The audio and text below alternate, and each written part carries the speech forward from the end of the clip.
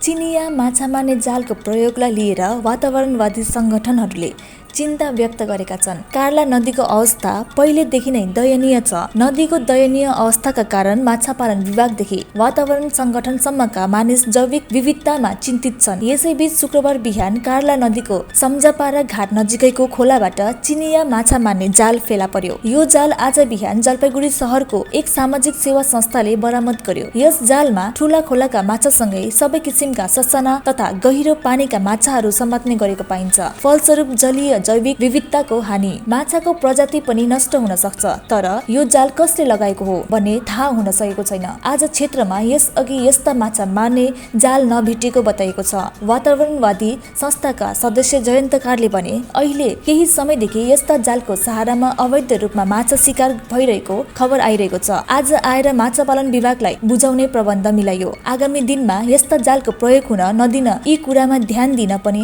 अनुरोध छ। ট্র্যাপ জাতীয় জাল বলে এটাকে।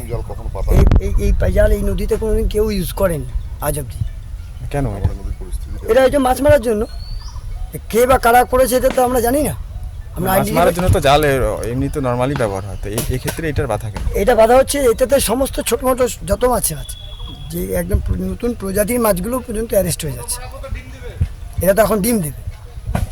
মানে আপনারা কি চান তাহলে? এই জাল যাতে নদীতে জানা হয়, টোটালি ব্যান্ড হয়ে যায়। সরকার থেকে যেন ব্যান্ড করে দেয়। জাল কি জাল বলে এটাকে? এটাকে কি জাল বলে? ট্র্যাপ নেট বলে। কি করবেন এখন?